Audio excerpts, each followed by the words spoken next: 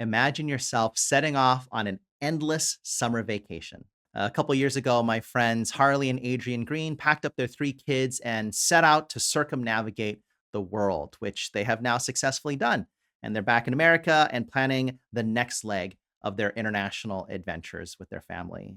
This is an absolute dream life for so many people. And today Harley sits down with me and is going to share with you in great detail all the little decisions they made along the way in their real estate purchasing and investing journey that allowed them this opportunity to be able to do this. I know that there's thousands of you out there that are capable of making this happen for yourselves if you just kind of understand the overall strategies involved and are willing to make some of the relatively small, reasonable sacrifices along the way to make it happen. And, whether it's your dream to travel or your dream to just live in a big house up on a hill or to just have unlimited access to all the toys and hobbies or maybe all the creative freedoms that you've always dreamed of, this is an absolute unmissable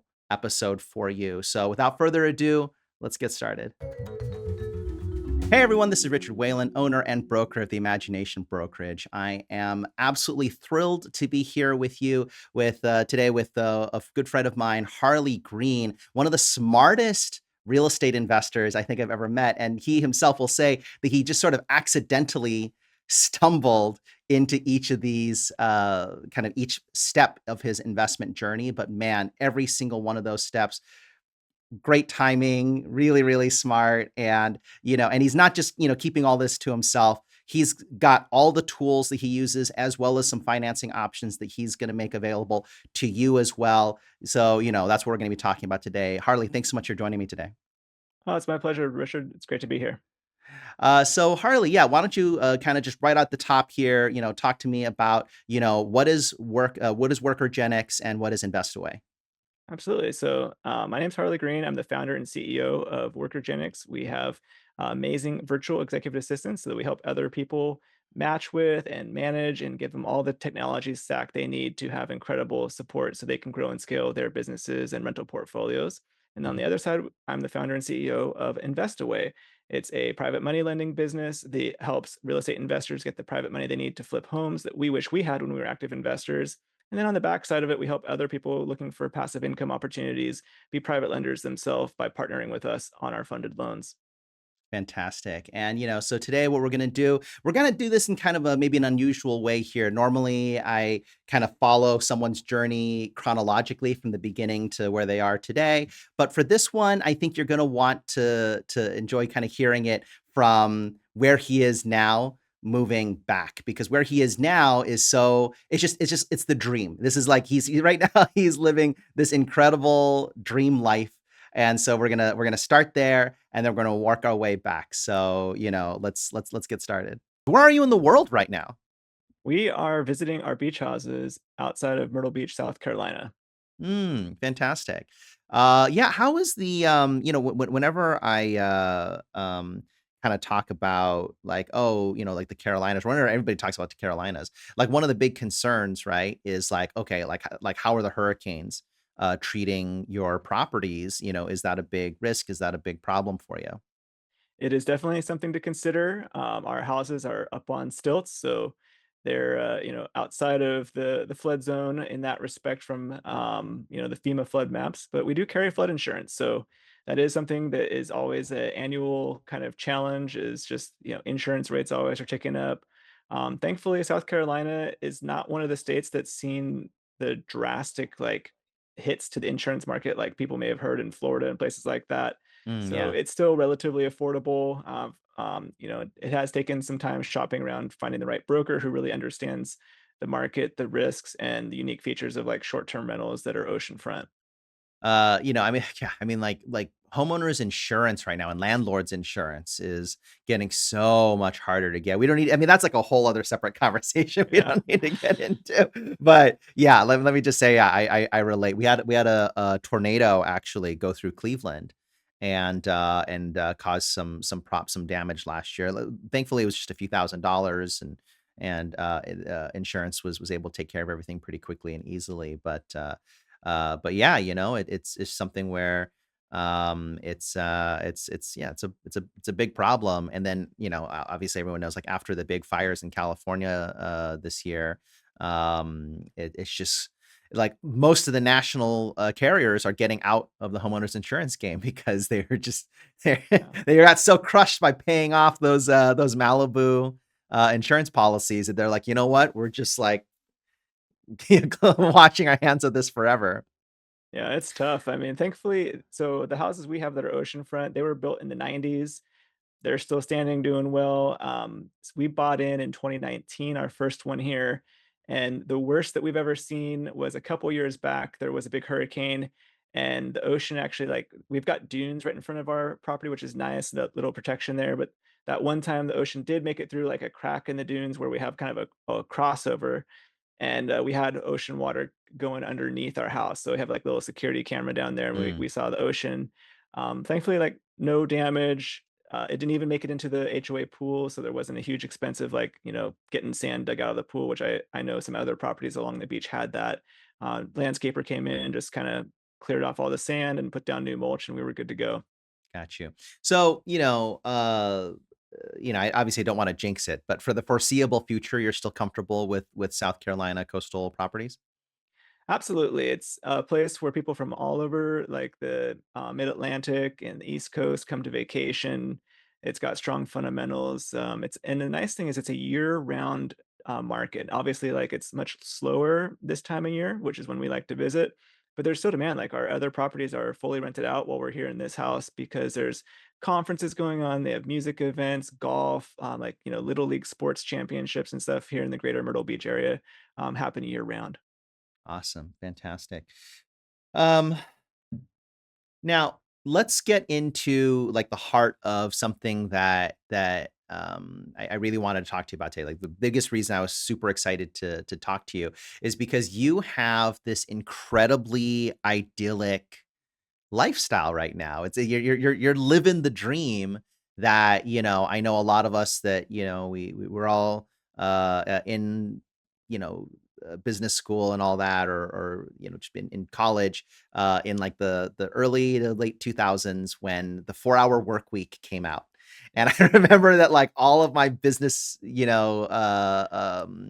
student friends were like super duper into this book and trying to figure out, oh, like, this is the face of what entrepreneurship looks like in the 21st century. It's all about trying to claim a more leisurely lifestyle and a more adventurous and more international lifestyle, and just trying to, like, at the time it was almost prescient, like, talking about how, like, the goal of work should be to work remotely and live your life first, and worry about money second.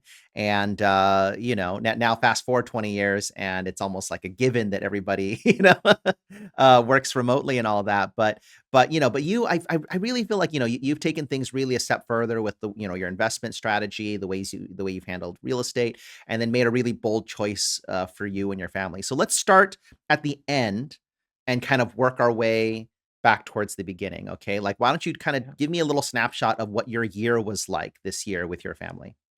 Absolutely. So our family are full-time international nomads. So we, for the last almost 2 years now, have been kind of slow traveling through the whole world. We actually, coming back here to the East Coast, just about a couple weeks ago, finished our first complete circumnavigation of the world. So that includes my wife and three young children. I have a 10-year-old, 8-year-old, and a 5-year-old. And it's just been an incredible experience. We homeschool the kids. They've got online curriculum they do on their tablets a few hours a day. We supplement it with tutors online, like they've got a Spanish teacher down in Medellin, Colombia. And then we even found things that, like, we didn't even know existed before just doing this, like a foldable piano. So we have this like little piano that like folds up, fits in a carry-on, and our kids are able to do piano lessons on that while we travel. It's really incredible. Oh my gosh, dude, good for you, man. Good for you. Yeah, I mean, I feel like sometimes, at least now, like, now I'm middle aged and I've got, wife and kid and, all that. And I look back at the 4-hour work week and I think, like, oh, I mean, like, there's no way. I mean, once you become a dad, take all those dreams of freedom and you just set them aside. But I think, yeah, like your story is just so cool and so interesting in that, like you are really able to deliver something for your kids that is so far beyond what most kids ever get to enjoy. And I mean, was Adrian, was your wife already like, was she on board with this from the very beginning, or did she need some convincing? Like, how did that conversation go? No, that's a great question. A lot of people that I talked about this, often they have a challenge where like there's one spouse that is hesitant or like, they like having the roots in one place. For us, it was both, we love traveling our whole life. We've always taken many vacations, even when we were just, based in one location. And it was kind of a dream of ours for several years to do full-time travel with the family.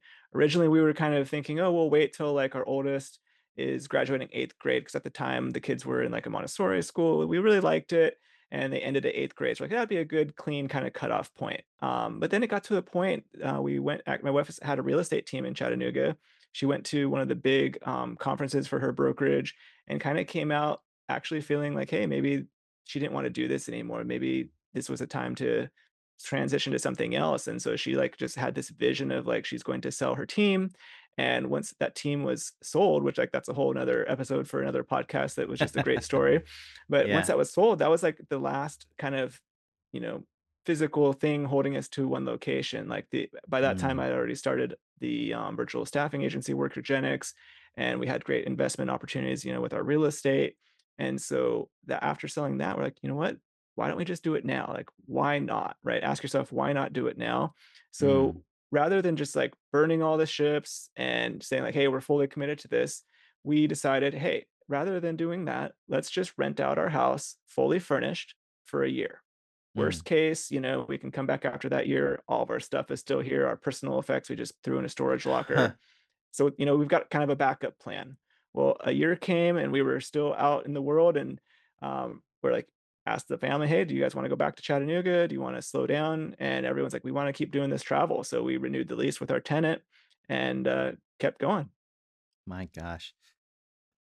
So that brings to mind then kind of the next logical question for a lot of people. How are you managing your rental portfolio? How are you managing your business? Is Adrian still kind of directing real estate activities from a distance? Like kind of walk me through what I guess your remote work life looks and feels like these days. Yeah, so we're very fortunate we can kind of choose how much and when we want to work. So that is great. It's very helpful for traveling because there are days where we're doing travel days and it's just impossible to get any work done or, kids get sick and things like that. So what we have going on right now is kind of a nice mix of projects that all complement each other. So we have our rental portfolio. It's actually gotten smaller than its peak. We've downsized that, and I can talk about why. So we've got a few single family homes back in the greater Chattanooga area. They're just long-term rentals. We've got 3 ocean area beach houses that we do as short-term rentals. And we have a private money lending business, and then we have a virtual staffing agency. So all those we are able to manage remotely.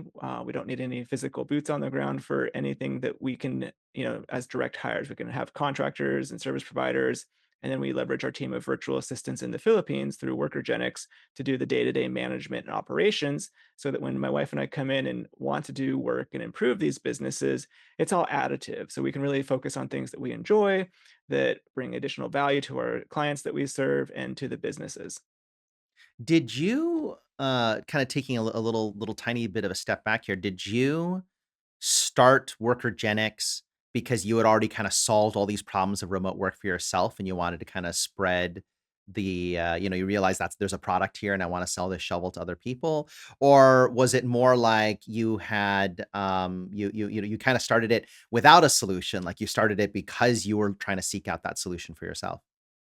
Yeah, great question. So, back in my previous career, I actually worked as a computer engineer for 15 years in the defense industry, and we kind of fell into real estate investing because we had a very lucrative career, and we were looking to honestly diversify our investments. I, kind of looked at our net worth, and it was like, hey, all of this is in this like huge 401k in the stock market, and some of my colleagues had been talking about rental properties, and we're like, what would that look like? And so that's the whole story. We started out with just like renting out our basement, grew into little condos here and there, and it just kind of blew up because we saw the benefits of it.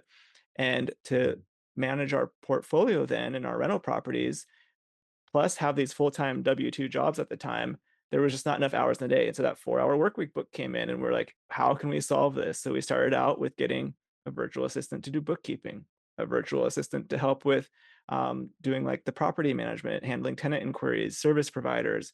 My wife then transitioned to being a real estate agent. And so we got another executive assistant there to help her. And that was like the impetus for growing her solo agent business into a team because she had that leverage and invested in having that executive assistant up front so she could focus on the really high value tasks. And then it just kind of all snowballed into what we're doing here. So we had a great system for finding, managing, training, plus the technology piece. So I brought in my background as a computer engineer, very heavily leveraging technology so that we've got great systems in place, plus documented systems with procedures, SOPs, to help make the virtual assistants even more leveraged to be more productive. And so we've taken all of that, all of our lessons learned, packaged it together to make it really easy for other people to have similar success and get the right kind of executive assistance. Because Lord knows so many people have had bad experiences with virtual assistants. And a Mm, lot of that comes from people that are probably never had a hire before in the first place, so they don't know what is reasonable to expect from an employee of any kind, whether it's sitting next to you at the office or mm, virtual on the other side of the world. So that creates challenges. mm. Maybe they've never hired, they don't know how to interview, and they especially don't know what the questions to ask that are unique to maybe another culture or another country, infrastructure issues, things like that. And so there's so many kind of things stacked against them that don't necessarily get covered in that 4-hour work week. It's kind of the glossy, oh, just get someone from the Right. Philippines. It's $4 an hour and then your life will be perfect. It's not like that at all. Obviously. So, Right. we have packaged it to make it as easy as possible by actually having the systems in place and the people in place in the Philippines that can help manage and address cultural issues so that we have the lowest turnover rates in the industry and the most productive virtual assistants for our clients. And they don't have to worry about doing international payments, security things, and like that. We provide all that tech stack that they need. Fantastic. Let's take a little step back then kind of just before this phase, okay? So now we're talking about like approximately like from 2020 to 2022, okay? And by the way, it never ceases to amaze me how you've been able to through genius or luck manage to make each of your moves at exactly the right time, right? Like I Yeah. feel like she sold her real estate team right before like real estate, The big dropped off with the lawsuit. high interest Yeah. rates, right? Like you did your 1031 exchange like just right before the interest rate skyrocketed, right? Like there's just so many things. So let's take a step back to the 1031 exchange and like immediately before that, and let's kind of talk a little bit about like what your life had kind of looked like up to that point, or what your, I guess, your home portfolio looked like up to that point, and then kind of what made you decide that, oh, now's the time to do the 1031. And we'll talk a little bit about like the benefits of 1031 along the way for those that don't know. Yeah, so we started out in Northern Virginia with our real estate investing, just buying kind of rent-ready condos. Maybe they needed some paint. We'd do some value add ourselves, add the elbow grease equity ourselves. When we moved to Chattanooga at the end of 2020, we just doubled down buying real estate. It was an amazing market. You could pay over MLS asking price, turn around and rent it and have it cash flow. Interest rates were low. And Mm, so we doubled down there. And one thing that we're really big on is just tracking our numbers and looking at them regularly. So every quarter, actually every month, but every quarter we have a bigger meeting where we look over like all the financials, all of our investments, what they're bringing in, cash flow, appreciation, all those numbers. And one of the things we started noticing, especially in the Northern Virginia market, was they had appreciated like crazy. However, the rents were not really keeping up. So we were very equity rich, but we mm, can't eat that or pay for trips with that or, pay for the kids' tuition and stuff. So, of like, what can course. we do? So the options were, well, we can, do cash out refis. However, then like you're putting on this additional debt, and maybe the payments on that additional debt still are not covered by the rent. And so then it's like, well, we don't want to be like having to pay into this. We want the rent to really cover all the debt service on this property. And so we looked at other options and we had purchased not an oceanfront, but a couple blocks back, short-term rental beach house in the Myrtle Beach back in 2019. And it was doing very well from a cash flow perspective. And we're like, what about getting another one of these? And kind of like a personal note there that just you talked about like the luck and things like that. It was just like this emotional thing of our enjoyment of that house was actually decreasing. The area was getting very built up. There were just issues with like homeless people like in between us and the beach. It was not an enjoyable experience for us anymore. Like we don't want to vacation at this house anymore. But there was this place, Garden City Beach, just like 20 minutes down the beach from where we were in Myrtle Beach, and we were able to find um, beach houses there where we kind of ran the numbers, looked at Airbnb, got the pricing estimates. And we're like, hey, these would actually be an even better investment. And Mm, so what we did then was deploy the 1031 exchange. We were able to sell those properties up in Northern Virginia, combine them. And that's a great thing with one of the great things about 1031s is you don't have to do like a one-to-one. You can sell a bunch, pool those that money together, and then combine it. So we were able to sell a couple condos up there, combine that for the down payment of getting an oceanfront beach house that then cash flowed way more, has had great appreciation, and it's just been something that we personally enjoy year after year.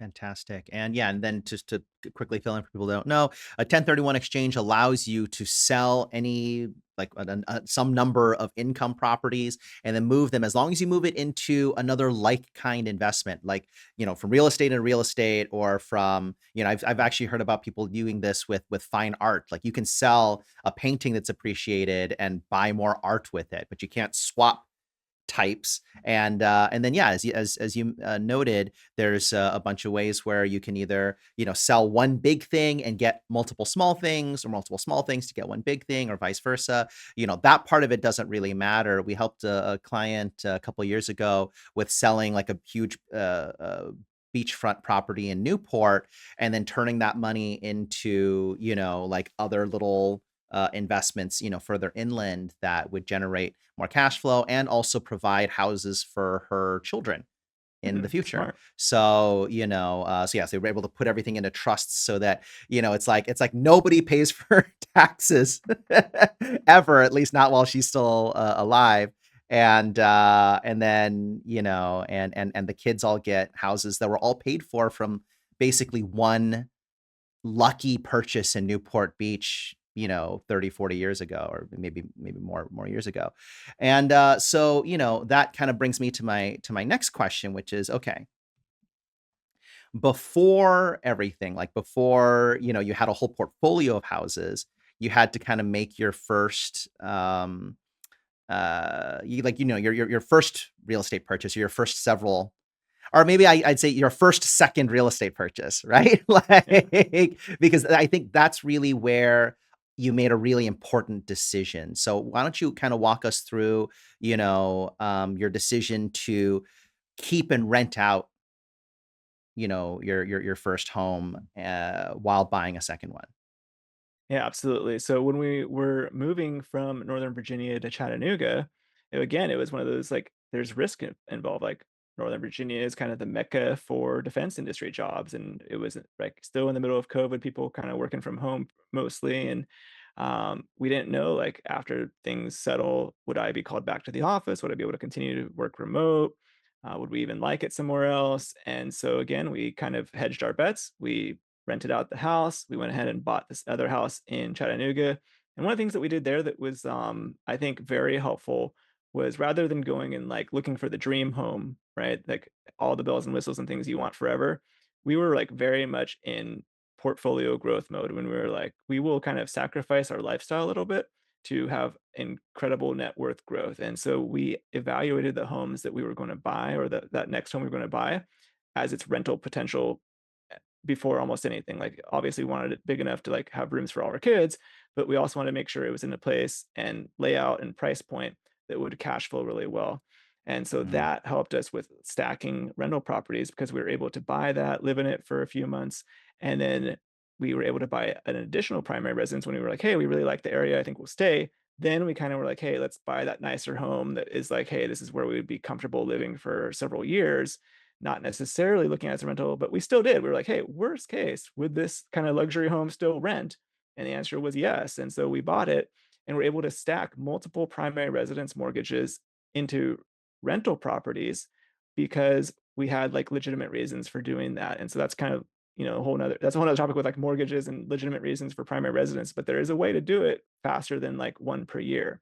And so that was really helpful because we're able to both get that cash flow from the rentals with like the previous primary residences and continue to enjoy appreciation, especially on that Northern Virginia property.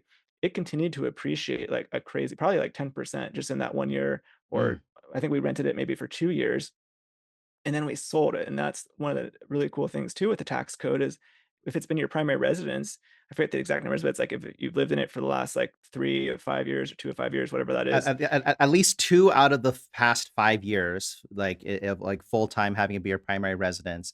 A single Yeah, person actually, I forget how much it is for a single person, it's like 250 or something like that, and I think for a married couple, it's about 500 something, exactly. $1,000 that you're able to write off as gains on that property, which, yeah, in this situation, like, it's truly it's like 'cause, like, I think a lot of people think of, like, my residence is my residence and my investments are my investments, right? But there's actually a lot of benefit to, buying your personal residence strategically with cash flow and things like that in mind, and then paying attention to things like staying there for 2 years, then renting it out and like then, or if you don't do that, then, trying to do a 1031 exchange. And just basically it's like, if you play all your cards right, like no money is wasted. All the gains, all of everything, nothing goes to taxes. You are able to just keep all of it and just keep building this huge ball of equity that grows and grows and grows. Yeah, I think who is it? I think Robert Kiyosaki who says it's not how much you earn, it's how much you keep. Yeah. Although, it's funny, like, Kiyosaki is such an interesting character because, like, he makes it a point to say in his in Rich Dad Poor Dad that, oh, real estate is a liability. It's not an investment. Or not say all real estate, but just, your personal residence. But Yeah. his own life, he actually did a very similar lifestyle to what you and your family did of like he and his family would always move to whatever was kind of like the hottest, newest kind of place of interest in the country and then buy, homes there and then eventually buy more things there and stuff like that as a way to kind of ride each of those waves. And so, I'm sure he's probably written or spoken about that since, but I just remember, reading the book being like, I don't know. I don't know if this guy really believes this. But all right. So let's then go, just like one step before that. You're thinking about buying your first condo, right? Was any of this on your mind back then, or like did you buy strategically at all, or was it just oh, this is a nice condo here, we're just gonna just start a family here? Yeah, every 3 years, it seems we look back and like we had if we had asked ourselves 3 years ago if we would be doing what we're doing today, the answer would be like, "No way, that's crazy. How did you get there?"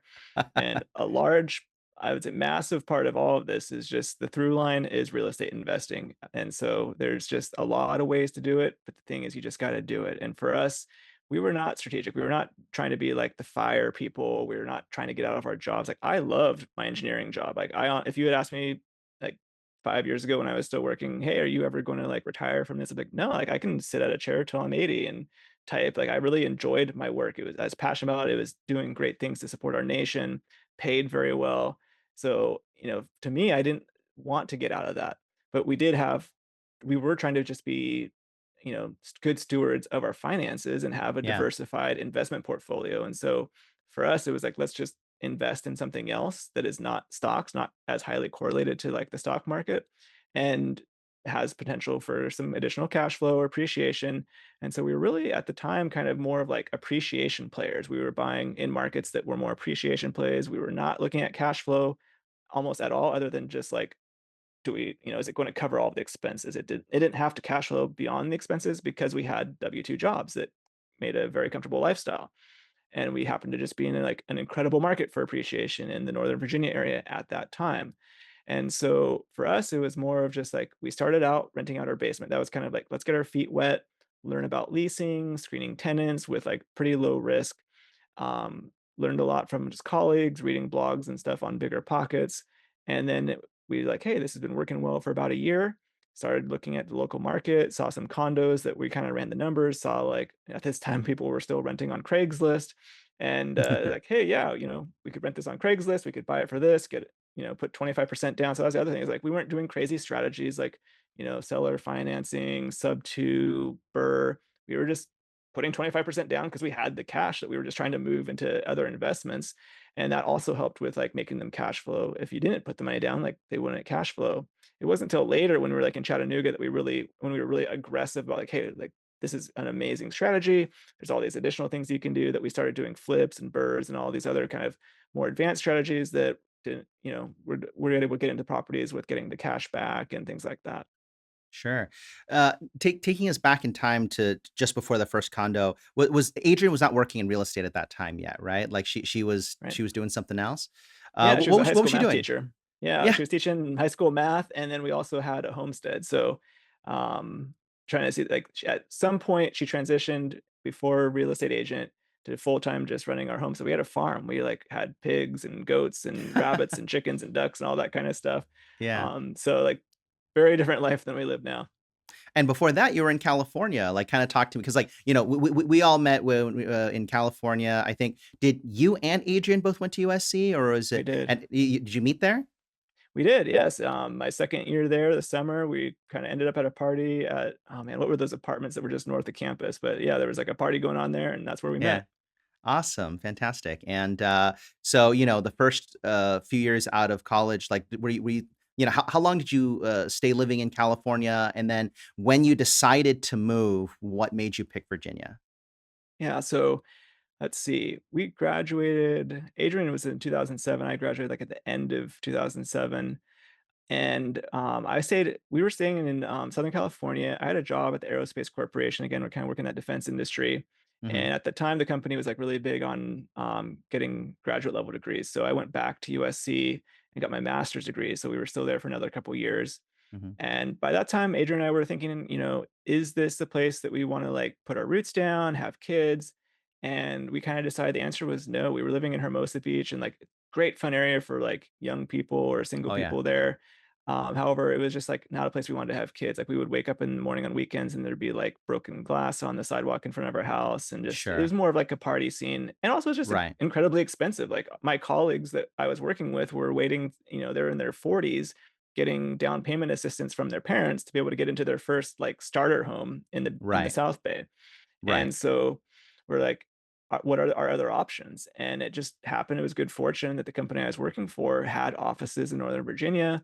They had some programs that I could work on out there that would use my skills. And kind of, I shopped around. I found some other companies that were off making job offers for me in that same area, and was able to take those to my management. I was like, hey, I'd love to keep working for you guys. Just needs to be in Virginia. And they actually paid to move us out there. So that was an Hmm. amazing benefit. Wow. Wow, wow, wow. Yeah, no, I mean, and this is because like this is before anyone was really seriously thinking about like, oh no, the next step for me is working remotely. No, Yeah. you did it the traditional way, the old school way of like, how do I get transferred out there? How do I get a job out there? That sort of thing, Yeah. which seems so quaint now. Yeah. Yes. All right. So yeah, I mean that kind of covers because like what I really want to communicate to people here is the fact that your story of like where you guys started is not unique. You know what I mean? Like it's Yeah. certainly there's certain luxuries and certain privileges there of of having like like a good paying salary job and things like that. But I mean, there's a lot of people out there that have like that combination of like a good paying job, like at least one W-2 that's like a good solid, salary job. And then certainly later on, once Adrian started working in real estate, and we've had some of this in my past as well, and seen my friends have this, where where one partner kind of gets that like straight and steady, really simple career, where the other one gets more like little pops of money, right? Little bursts, little whether it be they work in the entertainment industry, so it's like every couple years you have that big project that pays you really well for a few months, or and then in sales, you get that big commission or whatever. And you're able to kind of turn what for some families is a very kind of stressful aspect of that into kind of a benefit, where it's like, all right, this person's job basically pays for the basic bills. And then whenever this one comes in, hey, every single one of those is a down payment on a new property that Yeah. can help, expand your financial foundation and really build for your future. So, I Yeah. think every time I meet people, a couple with like that particular sort of dynamic for their money, I always point that. I say, you know what? Let me tell you about my friend Harley. So I've never told you this, but like I I've appreciate I've that. shared, yeah, I've shared your kind of the overall shape of your journey with dozens of people at this point, and it's always very inspiring. It always like gets people really curious and interested and excited. So speaking of which, if people want to kind of like learn more about you and or get your help to be able to do what you've done, why don't you walk me through that? I know that you were doing coaching for. Are you still coaching? I am not. So we've really laser focused. So we've got two main kind of endeavors. We've got private money lending, and then we have the virtual staffing agency. And if Yeah. people want to reach out, I'm always happy to have conversations, network. Probably the best way is on LinkedIn. You can just search for Harley Green. I'll pop up there. I'm also very active on Facebook, sharing pictures of all of our world travels. Like to connect with people there. And for those that are like maybe considering what life could look like if they start delegating more, get that first executive assistant, I do have a free guide for people that are watching this. If they go to workergenix.com/imagination brokerage, they can download what's called the Delegate or Die guide. And it's just 100 different roles and responsibilities that our top level executive assistants can handle. And it's just an easy checklist. So people are like, yeah, I'm doing that. I'm still doing my own bookkeeping. I'm still handling my own maintenance calls. Those are things that are, $11, $12 an hour tasks that can be handed off. So you can be free to be doing those $100,000 an hour tasks that just really move the needle for you. Oh, fantastic. Yeah. So again, I was at workergenix.com/imagination brokerage. That's going to be down in the description below on whatever platform you're watching this on. We are now on Facebook and YouTube, Instagram, TikTok, and LinkedIn. And so you're going to put this everywhere. We're going to put the links everywhere. And fantastic. Let's to kind of like like close out this particular this interview, although I would love to have you on again so we can kind of talk more about, because there's so many things about your journey. There's so many interesting little pieces that we can really dig into, not to mention just nerding out about business and technology and Oh, real yeah. estate and the market and all the crazy stuff going on right now. So why don't you just kind of give us like like back to the present day, what's next for you guys? Are you like already planning the next leg of your world journey? I mean, what are you thinking? What's 2026 going to look like? Yeah, 2026 for us, we are really big on growing both of our businesses. We've got a lot of streamlining, simplification, and just adding new products and services. So that's kind of like where we're focused on the business side. On the personal travel side, we have travel already booked through May of next year. We're slowing down a little bit. One of the things that we found was like a big challenge was just logistics. And so we decided let's go to fewer places, but still really cool places. And so after we're here in South Carolina, we're going to be kind of doing a quick tour back through Chattanooga up to Nashville. We'll be in Hawaii for a week, and then we're going back to Japan. And this time in Sapporo, we're going to be there in the winter. Hopefully, there'll be some snow and do like the hot spring resorts. And then we're going to be going back to Vietnam. We'll stay in Vietnam for actually 4 months, 3 months outside of Da Nang. Found this incredible 5-star resort on the beach that you can get like a 2, 3 bedroom unit with all the amenities of the resort for around $2,000 a month. So you can really live like a king there. And then Wow. we'll be doing a month down in Phu Quoc at another resort before stopping through Australia on our way back to Mexico City. And that's as far as we've got planned. Incredible. And the kids are liking it? They've been enjoying it so far? Yeah, they love it. It's just great. Like every day we get to go do something fun. It's actually cool being in time zones outside the US. We really liked Spain. We were in Spain for almost 2 months because it's like Mm. several hours ahead of the US, but we can still get some good overlap. So it's like in the mornings we could go out, have a nice walk, go to museums, go to, have a nice breakfast at a cafe, and then come back, get on the computer. Kids can do their homeschool, and we can kind of work from like 12 to 5 and have some good overlap with like US business hours. And then we could go to bed. People are still working. Our VAs are still doing all the work for us. Amazing, man. Amazing, man.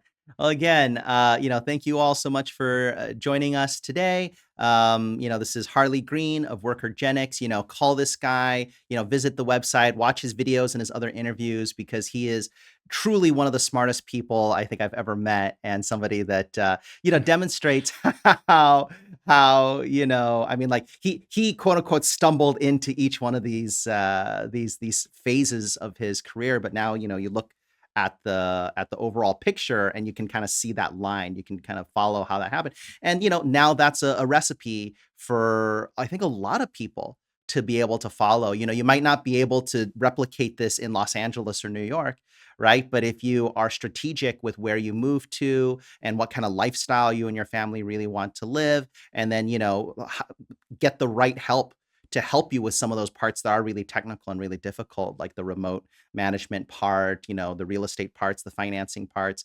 oh, you know what? I almost forgot. Harley, why don't you talk to us about your lending?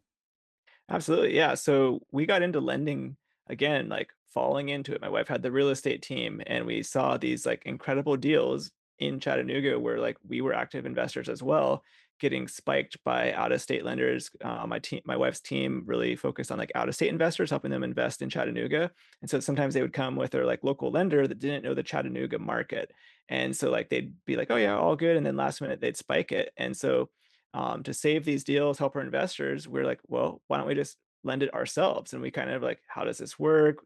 We use like the title companies, drop the loan documents, which I do not recommend, but hey, it worked for the first few. And so we just grew it and grew it. And this year we kind of formalized it into a business called InvestAway. And so its goal really is like helping other people have this same results that we've had through real estate. We've designed it as a private money lender that we wish we had when we were active investors. So we do things that other people don't do that are like 100% cost funding for people who have experience with us, deferred interest payments till the end of the loan, rolling all the closing costs into the loans, just so that like our borrowers who are like full-time professional flippers can scale so much faster that way. And we have a good relationship with them. And then we partner with other investors that want to come in on the backside to participate in the loans and get the high yields that they generate without having to like manage a whole lending business. Fantastic. If someone is primarily interested in talking about lending, do you still want them to reach out to you through WorkerGenix, or is there something else that you want them to contact you? Yeah, so we've got a website for that. It's called investaway.co, and we've got a contact form there. You can fill that out and we can set up a meeting. All right. So investaway.co, workergenix.com. If you guys have questions about that sort of thing, reach out to Harley or just drop a comment below, shoot me a message. I answer all my comments, all of my messages. I live stream every Wednesday at 5 p.m. Pacific, and we'll answer any of your questions on air. So that everyone can kind of benefit from your curiosity. Find me, Richard Wayland, owner and broker of the Imagination Brokerage at imaginationbroker.com. Harley, thank you so much for joining us today. My pleasure, Richard. Thank you so much.